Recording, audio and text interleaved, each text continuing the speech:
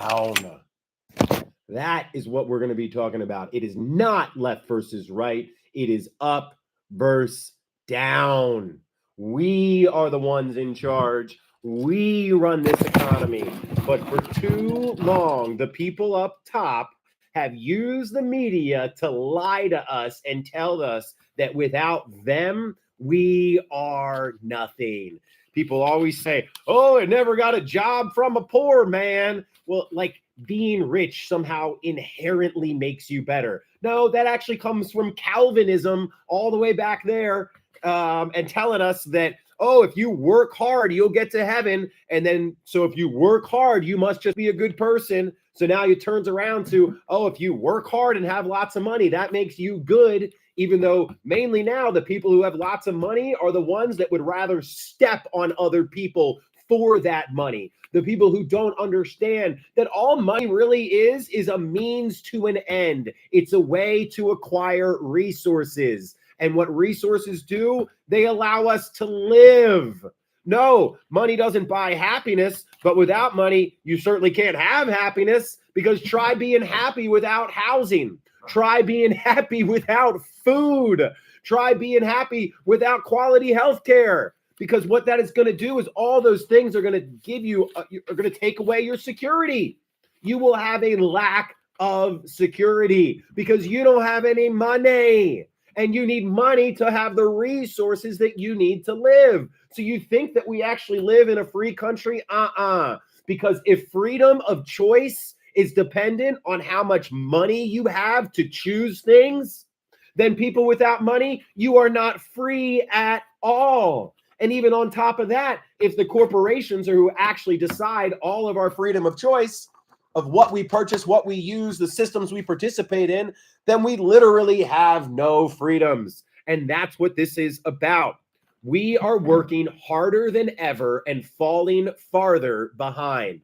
Our entire society is set up to benefit 1% of people at the expense of the rest of us. It should be that every single person who is born and alive in the United States should have access to food, housing, and health care, because that is the bare minimum that we need to live. That is the issue, because everybody should have food, housing, and health care. You do not understand it at all, Rafe. Perhaps I am one of those people who started a business and took a chance.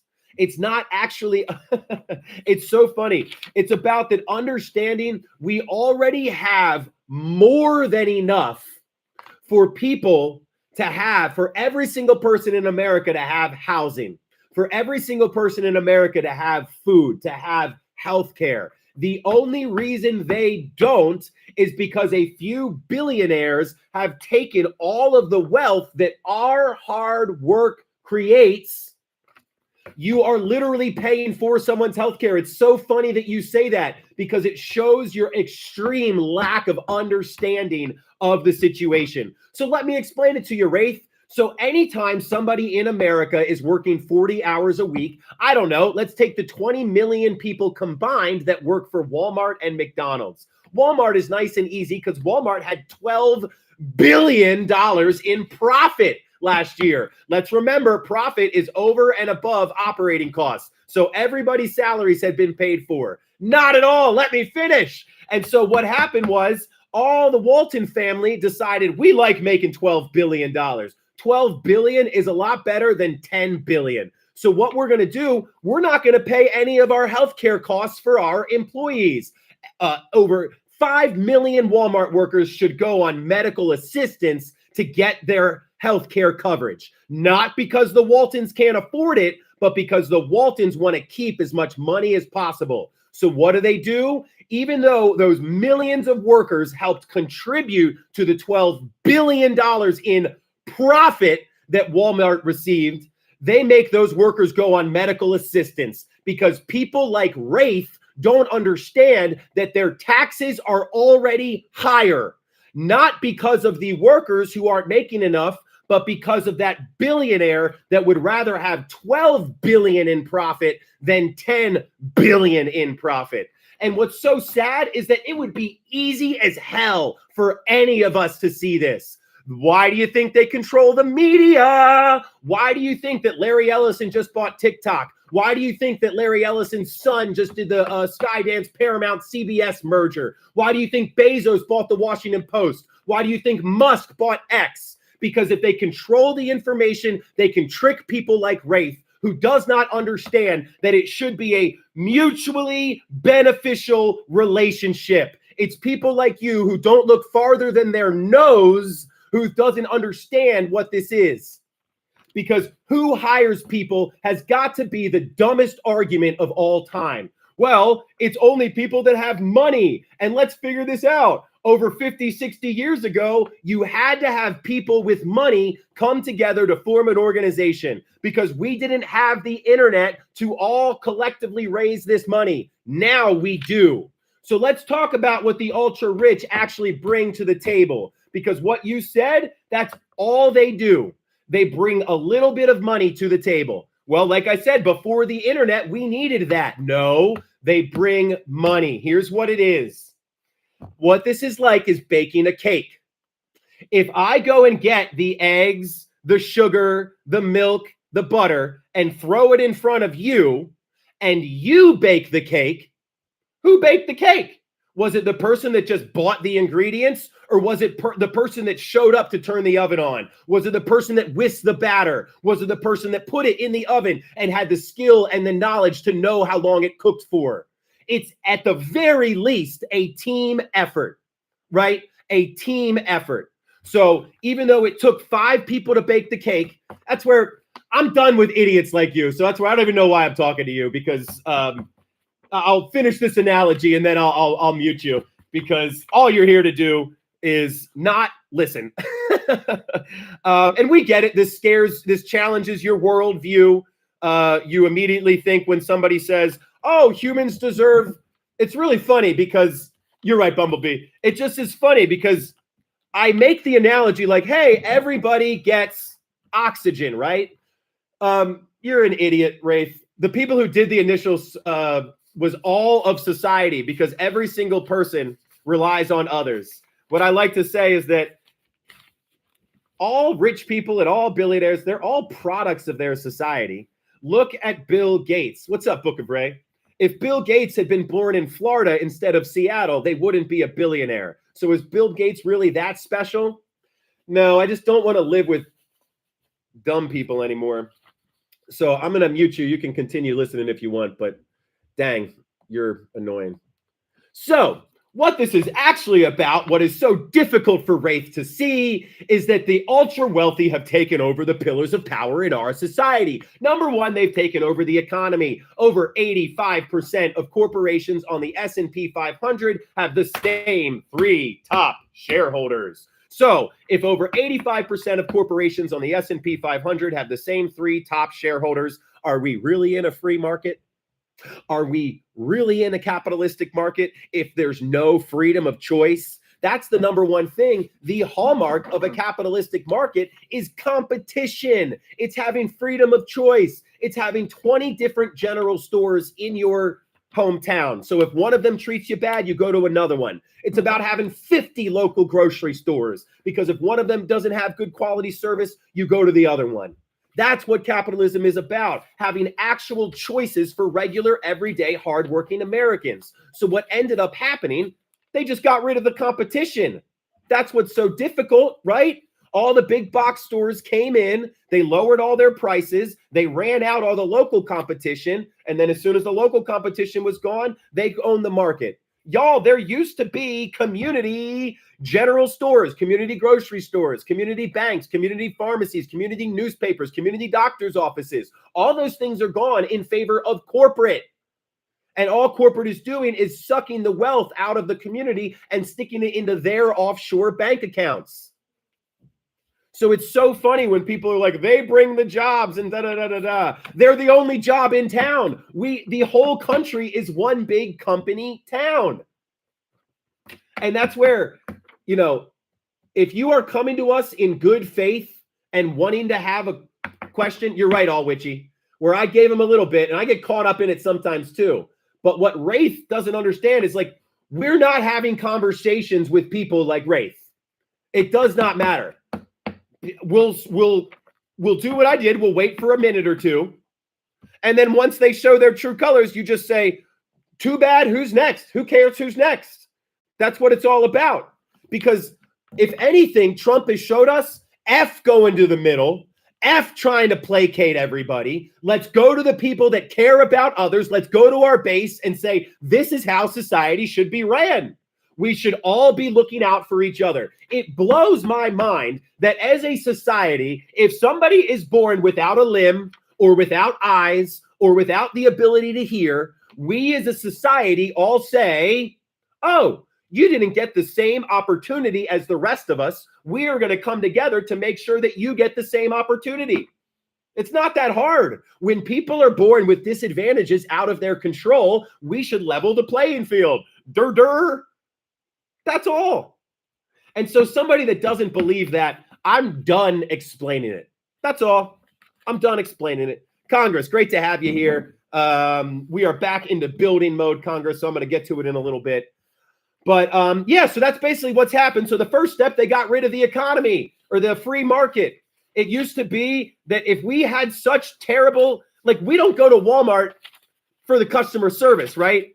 You go for the prices. Well, that's why Walmart has to keep their salaries low, because they know if they raise the prices, we're going to leave right away, because damn, do we get some bad customer service. Mallory, that's part of it, but damn, this has been going on for a long time. So that's where the opposite of their greed is community. That's literally the only thing that we can do to build it back. Not only because the number one reason is that the only reason we're like, we would have fixed this problem already if they hadn't lied to divide us so much. Because if they had just taken over the political process and completely, used Citizens United, and then if they had just gotten rid of all of the local competition and there's literally no more free choice, we would be like, oh, that's easy to see. Let's come together as Americans and fix this. This is the real reason why we haven't, is because they own the media. They completely control the narrative. So they take all the money, making it so that we don't have any money left.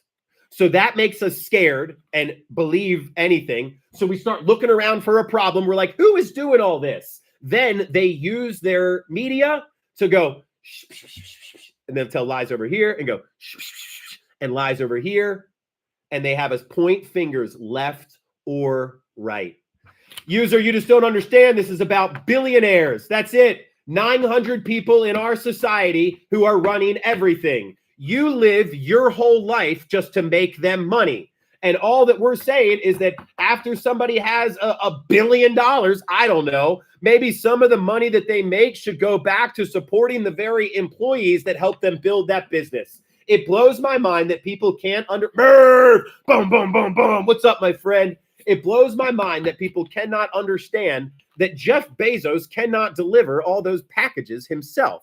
So Jeff Bezos literally relies on other people to keep that stock price up. Because what happened if one day none of those packages get delivered? Well, that stock price goes on down, right? And Jeff Bezos can do nothing but rely on other people.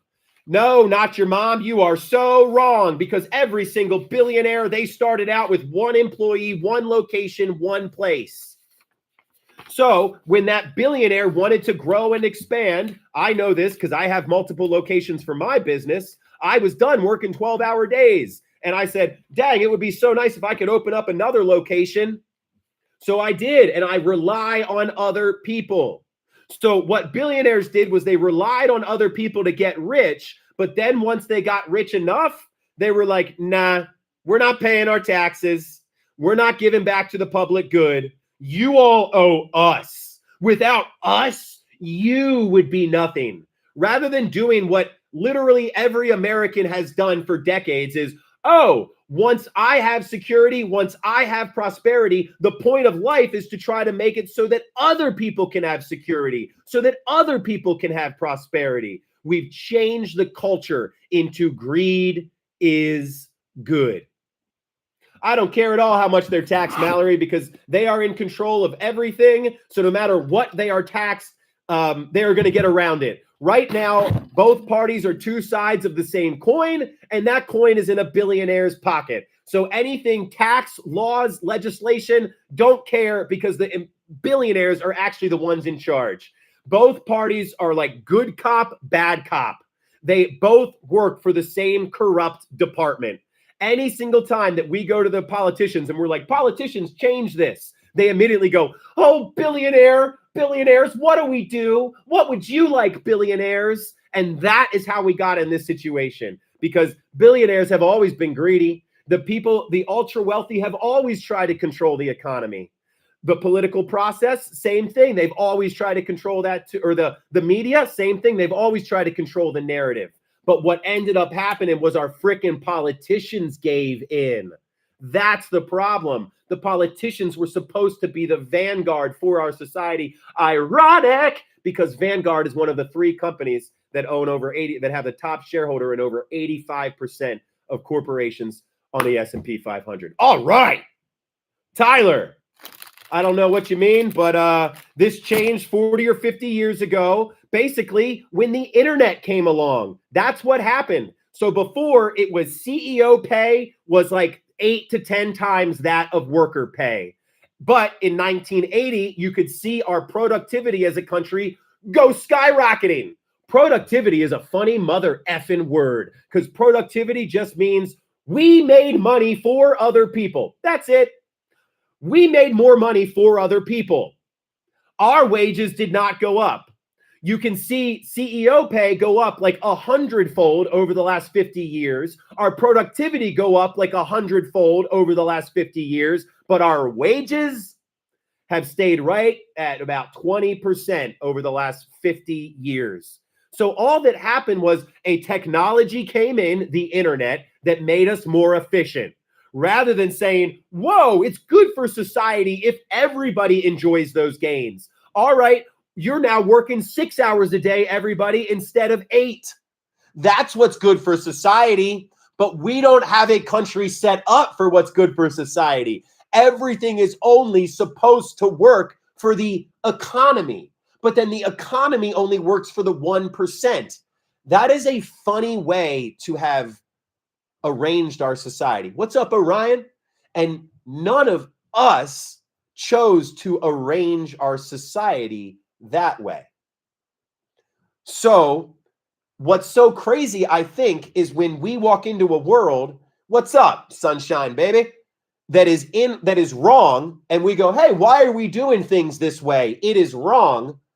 We see so many, and I'm sorry, of the boomers especially, but this is the way it's always been. This is the way it works. Well, I appreciate you, Mallory. That's the very next thing I'm going to be talking about. Well, number one, we've got close to 100,000 stickers out across the country. Not because stickers are going to change everything, but because we need to change the narrative. And Sunshine, I only call you out because of this. Because boomers, they got the good part of corporations. The corporations said, oh, shoot, we need to pay people who make us money. We need to pay good money to the people who make us money. A lot of boomers got that, where if you just worked hard, you got ahead. Part of why I know this, my dad was a business owner, so he got none of a small one, got none of the corporate gains. My mom was a freaking pharmaceutical sales rep and got all of the corporate greed showered on her, because that's what corporations used to do. They said, oh, dang, this person's making us a lot of money. Let's pay them a lot of money.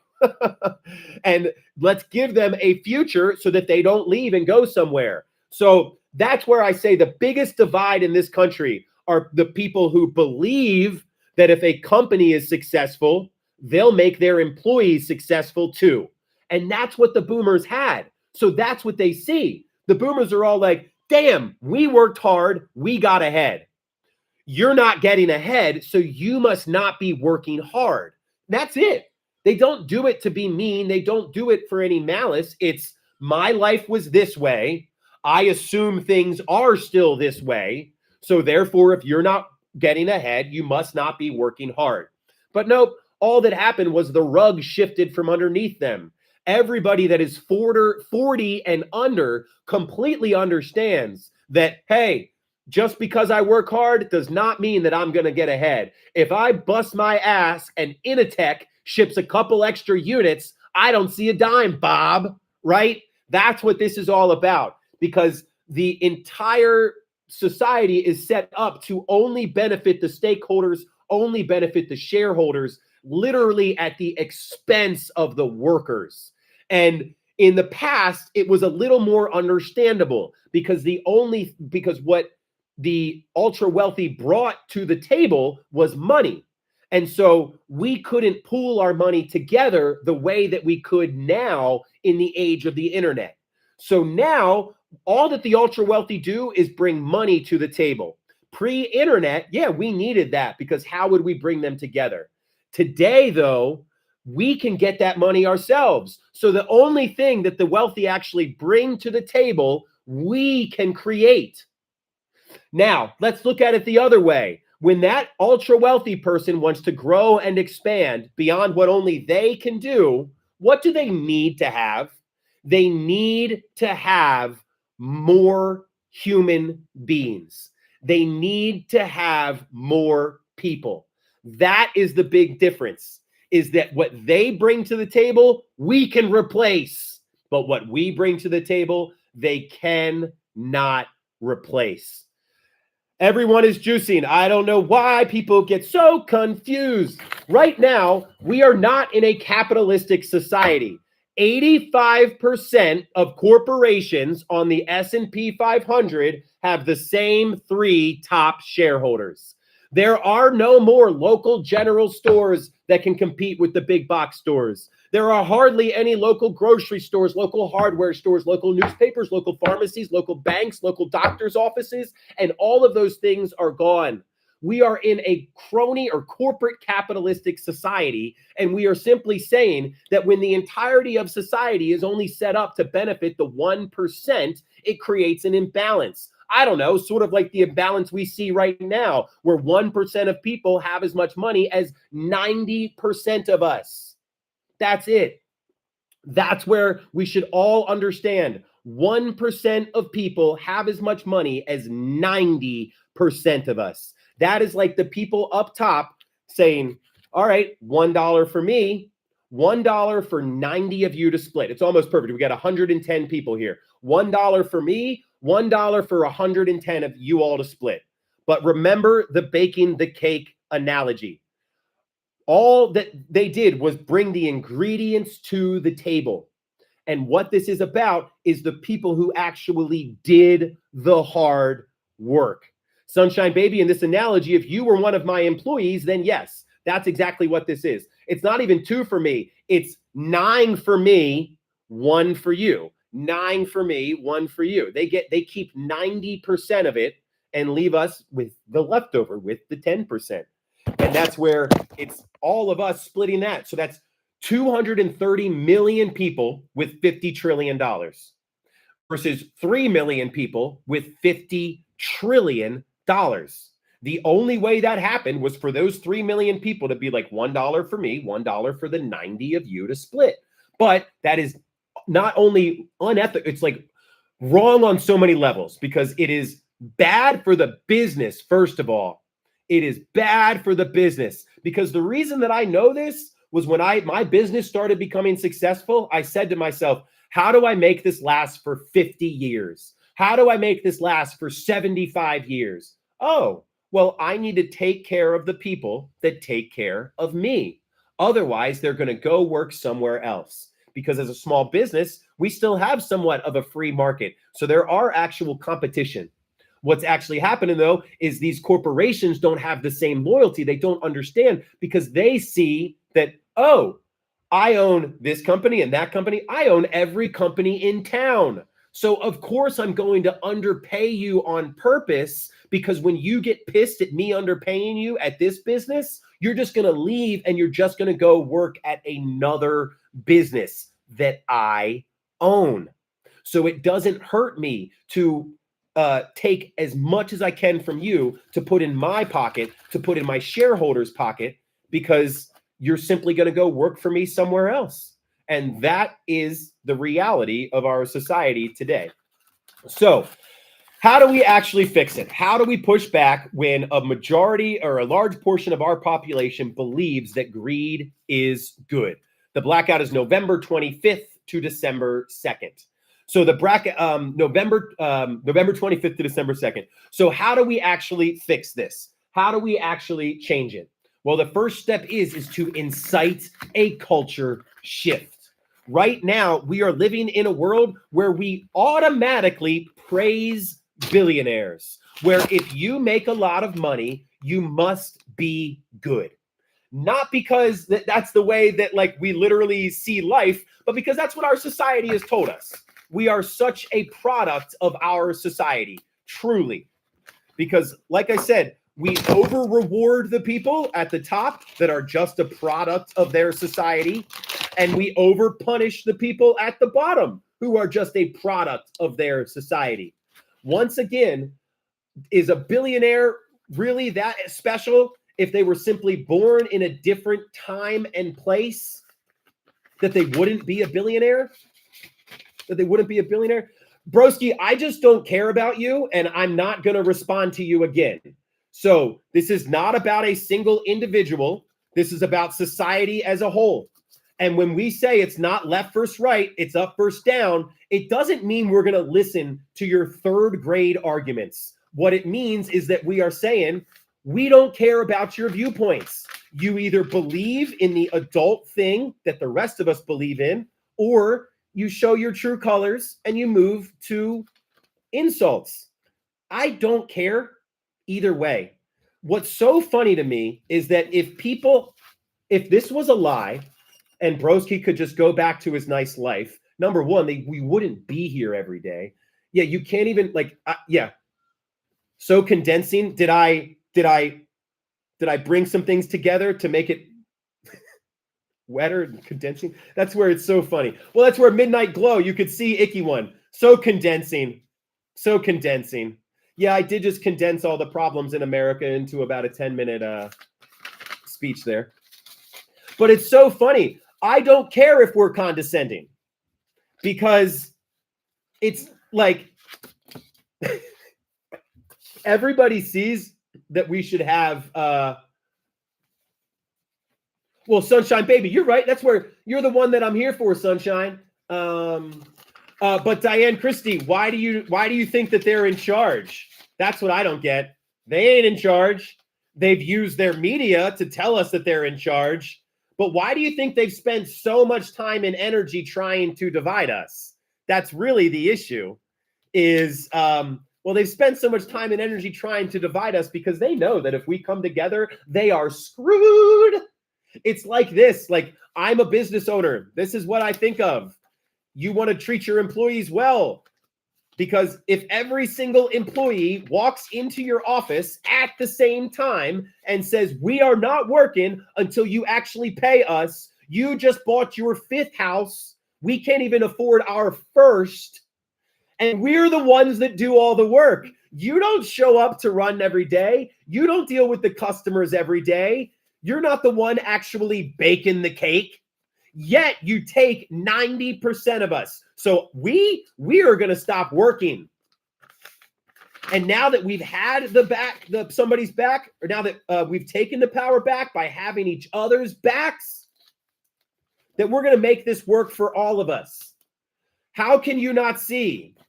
You auto body. I am a business owner. I have 6 locations and 31 employees. At a certain point, your risk goes down to 0. Durr. So what risk do I have? When I open my 3rd, 4th, 5th, 6th location, I already have money in the bank. I'm paying my employees. From then on out, I'm like, well, I've got enough. What I want to do is make sure that my employees have enough. So you make sure that they have enough. And there's no risk because my employees already made it. Oh, you see that, guys? Paying your employees enough to live. Bad business model. Because people like Autobody have been told that stepping on people for money is how you become happy. That's what this is.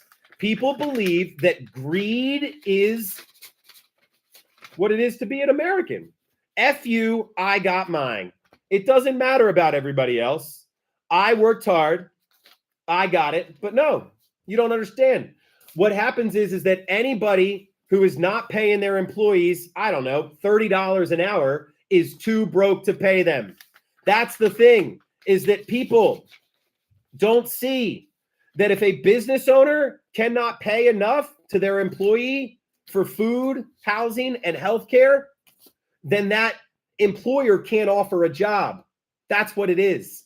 Because the employer isn't paying enough. They broke the deal. That's what you all are seeing dollars. Billy Bob, I have one. Yeah, that's not a theoretical. I start off people higher than that. Because market rate is just a bullshit term made up so that you all will accept money less than what you're worth. That's all. So no, I don't pay market rate. I pay a prosperous wage because prosperity is the only thing that allows people to live freely. Because if people right now, everyone is just scraping by. They give you just enough to pay your rent, pay your bills, maybe go have fun once or twice a week, but no more. You're not allowed to have 20, 30, 40, 50 grand in your bank account. Because if you get up to that much, then you've got some power in negotiating. A prosperous wage is enough money. It's going to be different everywhere, Nicole. But what it is enough money for food, housing, and healthcare, plus, I don't know, 30 or 40 grand in the bank. Because what prosperity is, or what prosperity is it's security plus enough to cover emergencies. That's what prosperity is. So security would be food, housing, and healthcare. But then I don't want somebody to just have enough to live. I don't want a living wage. I want a prosperous wage. So you should have enough for food, housing, and healthcare. Then you should be making 20 grand a year that you can save on top of that.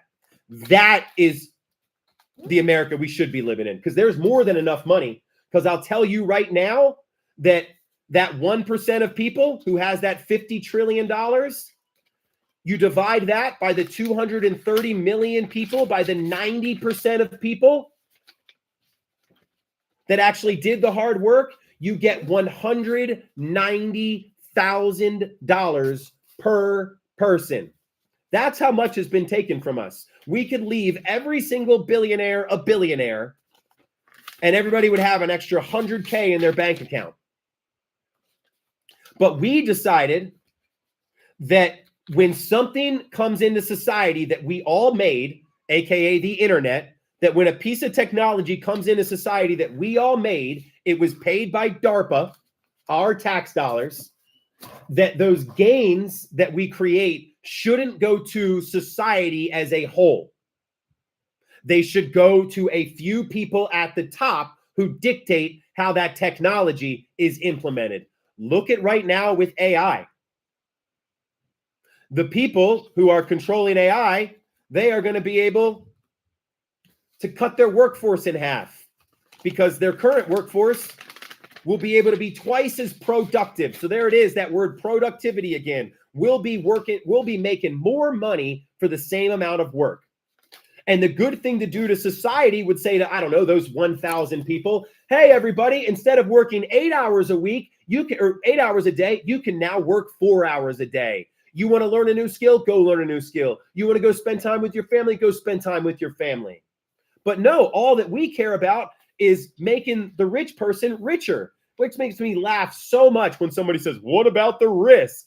A billionaire has no risk. They can live for 1,000 years, for 100 generations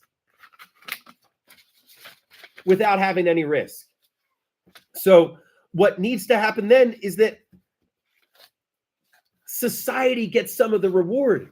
Why is it that rather than saying to the 1,000 employees, all right, we're going to change 500 families' lives and 1,000 families' lives and make it so that you can work half the time. But no, we're not going to do that because the billionaire owner wants $12 billion profit instead of $10 billion profit. And that's all it really comes down to, is that people can't see that because we've been lied to for so long. You live your life to make someone else money. Then that person pays you if there's any left over. So you go on in, the value of your work is way above what you're actually being paid. But you just let some random person dictate how much money you make in life, all this. There we go, Nicole. I was just getting to it. So it's a 4-step process. We have to incite a culture shift through shared language and shared actions. We need to create shared power. We see that on the right all the time. Red hats mean something now. It used to be you could wear a red hat in 2010 and it didn't mean something else. Shared actions equals shared power. Same with all of the language that they use with MAGA, Antifa, Let's Go Brandon. All of these are ways that they use shared language to create shared power. So we do the same thing. It's not left versus right. It's up versus down. They're not the billionaires. They're the hoarders. And greed is the disease. The same people keeping our wages low are the same ones raising our prices. And then it's stuff like the corporations think they're in control. We're the backbone of this country. We are the economy, not them. And we build a community that spreads those words, that understands that shared action and shared language is shared power, that the ultra wealthy have worked so hard to divide us. The first thing we need to do is come together. That's where the first steps are small steps together. It is not evil. It is simply greed. That's it. They want more money because they have this complex that says, I need more and more and more and more. And it literally like triggers this part of our brain that is like, oh, what's up, Farm Fresh?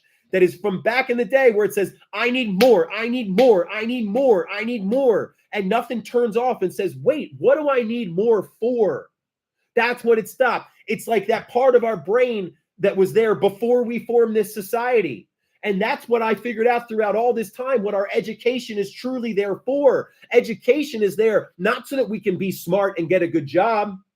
It's so that we understand the point of a society. And the point of a society isn't just so that we can have ours and we can live isolated while the rest of the world burns. The point of a society is to have as many people as possible live up to their fullest potential. Because when people have their cups filled, they're able to fill the cups of others. And we already see this. When somebody is born with a physical disability, we as a nation said, hey, we should come together to all pitch in and give that person the same opportunity that we had.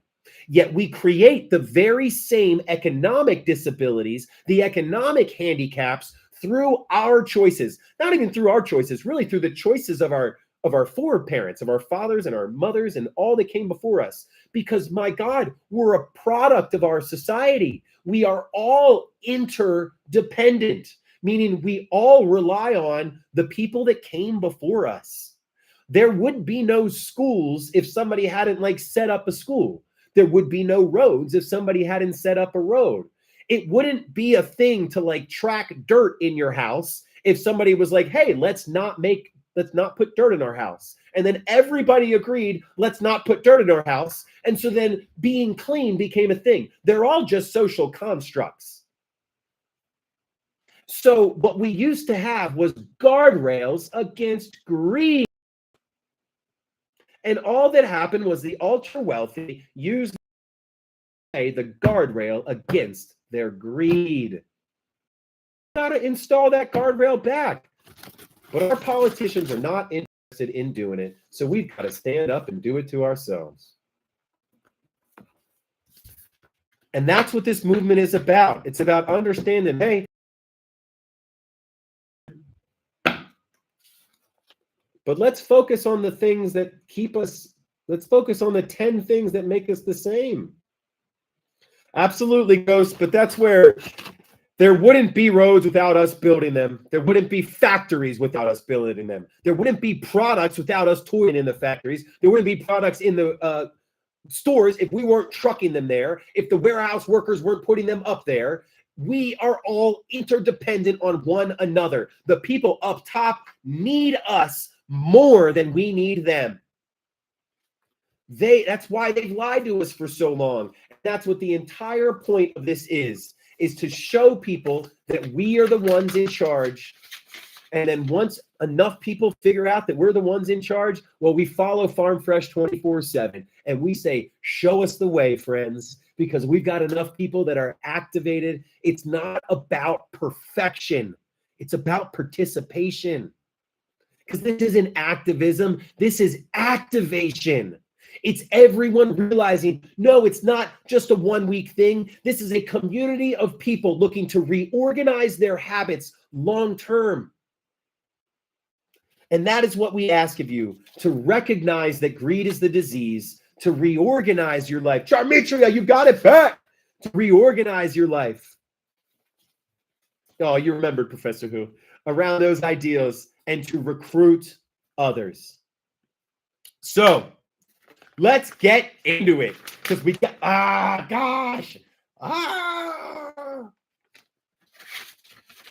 here we go. Here we go. Let's get into it, because we got the website rocking and rolling. We're looking to build. We have one of our Congress. We got two of our great teachers. We've got Congress and Farm Fresh here. And part of what we are doing is building a community where everyone can learn ways that they can contribute.